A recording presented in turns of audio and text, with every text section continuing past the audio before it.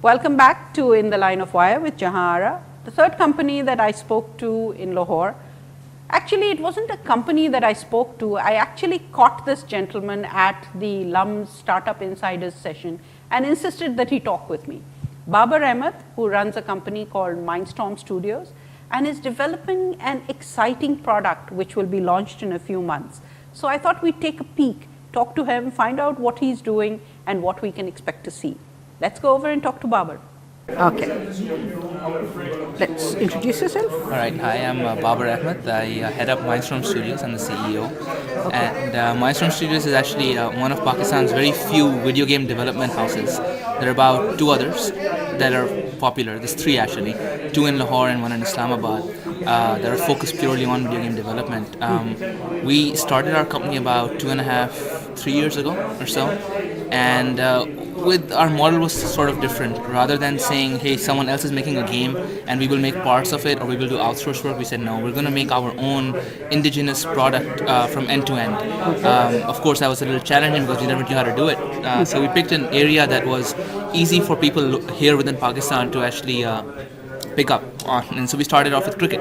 Okay. And that was an interesting pick because if you look at the cricket video game market, there's actually only two other video games in the world right now in the cricket video game space. Yeah. So we're creating the third, and it's been about 2.5 years, and it's been a whirlwind of a ride, but we've made it, and I think hopefully this summer you should see that product on the shelves both locally and internationally. That's terrific. And so this is going to be your first product?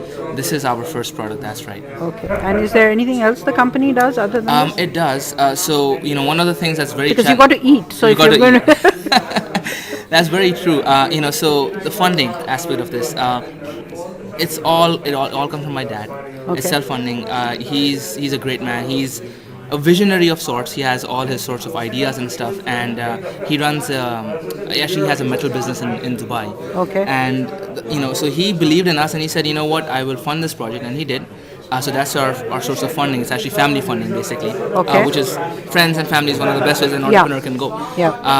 However, that doesn't last for 2.5 years because it's expensive. So we've started a services division of the company about 7 to 8 months ago. Right. Where when you're making a video game, you have a programming team and you have an art team. Right. But they don't finish their pipeline at the same time. Typically, the art team gets finished way before the programming team.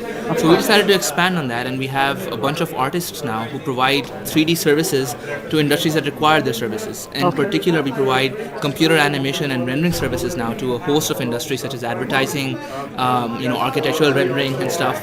We do character development and we do game services too. Okay. So all in all, we're about 20 employees, 10 of whom are focused on game services and architectural services, rendering services, and the other 10 are focused on product development. So we're kind of making ends meet with the services division, but the expenses are weighing down. We've invested a lot in the products, and we're really looking forward to our launch. So how are you going to market it to the rest of the world? It's a very good question. All right, so on the question of marketing, the video game industry, as we found out once we got into it, unfortunately, is a very challenging industry to actually get a product out in.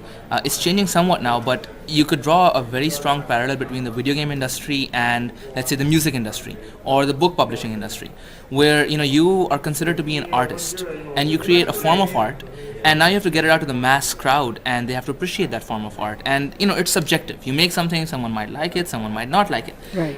And the process in getting it out from development to the mass consumer is via this big beast of the industry called the publisher. Right. So the publisher gives you his blessing and says, all right, I like your product, I'll give you X amount of dollars for making it, and then I will sell it. Unfortunately, that's not easy to do sitting here in Pakistan approaching international publishers, especially they don't trust the quality of the product XYZ. So we've been exploring opportunities and we've pitched to several publishers, and we've had very positive interest from them. Great. Nevertheless, what we're exploring and we're debating, we still haven't made our decision yet. Similar to how the music industry has gone onto the internet and exploded, where the individual artist now can express himself or herself and reach a mass crowd through channels such as iTunes or other channels. We essentially cut out the publisher. A similar thing has happened in the game industry, where independent developers now can actually reach out to their mass crowds through online downloading and digital distribution sites. One in particular that's very popular internationally is called Steam. where they have a service that I would say is it's iTunes for video games. Okay. So you download Steam, and now you have access to an N amount of video games, and anyone can publish games on the Steam service. So what that translates the publishing problem into for us is to say, all right, we've got to now come up with a web marketing campaign, which we can individually do now using Google, Facebook, or any other marketing tool, and we can do our distribution through a service such as Steam. Okay. So that's our plan as of now, and we're pushing forward strongly on it. We have interest from publishers, so that could change too. But nevertheless, either Steam or a publisher, we're going to be launching, hopefully, inshallah, this summer. Okay. Now, one of the bigger problems when you're developing any kind of product is going to be, okay, you've tried it, tested it yourselves as a team, but what happens, this is also going to be online, right? That is correct. Is it also going to be a network game? So that's a good question. One of the key competitive edges that we have compared to any other of the cricket products out there is that ours is a multiplayer game where it's not just multiplayer where you can play person versus person. What we've done is we've built an in-game portal. So once you purchase the product and you have, assuming you have an internet connection, you can log on to a portal where everyone from all over the world will also be available on the portal for you to play matches against. Right. Of course, there are some standard latency issues which occur across any multiplayer game. Sure. Ours right now is about 400 milliseconds. Anything below 400 milliseconds is kosher, Okay. which is a fair amount of lag, at least in the gaming world. Right. Anyways, the idea is that you can play multiplayer games, and all of this stuff will be published on our website, where we will maintain running averages, statistics, 6s, 4s, matches won, leaderboards, club. There's a whole community portal aspect to our product above and beyond just playing a cricket game. Right. And so that is very unique compared to what other offerings have, where you just play against the computer, and at the most you play against a second person on the same PC. Okay. So we will allow multiplayer stuff, which is unique. And so to address that point, that's one of the pitches that I have locally within Pakistan.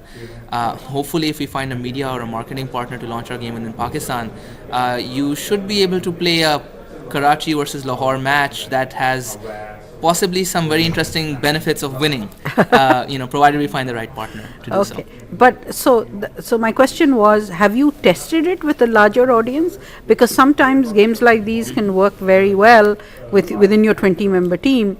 That's but right. what happens when When a it goes large abroad? number? Yeah. Right. So that's a very interesting phase in any business of game development. It's called beta testing. Right. And for beta testing, we will be launching our beta test actually within 4 or 5 weeks. Okay, terrific. Where we have identified a bunch of beta testers. We already have about 200 to 300 members from across the globe who have shown interest in testing the product. Other than that, we will be picking key individuals both in the local industry and international reviewing industries such as magazine editors and so on and so forth. And we will invite them to actually test and demo the game. Okay. And from a feature point of view, the game's feature set is actually closed. Okay. So now it's just the user experience and maybe some feedback that we're going to get on the beta testing that we will then hopefully incorporate into launching the product. So is the product ready to go? More or less, yes, but it's pending beta validation, I would say. Okay. Which hopefully we will get positive results of, because one of the things I've seen is whoever I've shown the game to so far has been like, wow.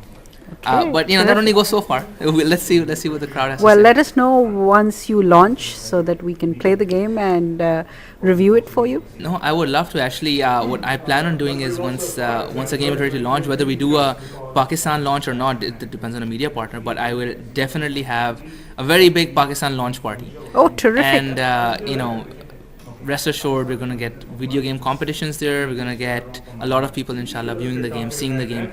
And the main reason there is that I want people to know that we're doing such a thing in Pakistan, and it's to encourage the industry to say, hey, we can make world-class products. So it's our shot at doing so. That's great, Babar. Nice talking to you. Thanks a lot, John. Really Bye-bye. appreciate it. And that was Babar Ahmed. And isn't it exciting, the game that he has told us that he's launching? A cricket game? Come on, for a country that lives and breathes cricket, this is certainly good news. And he's going to sell it all around the world. Thank you, Babar, for speaking to us. This is Jahara signing off from In the Line of Wire.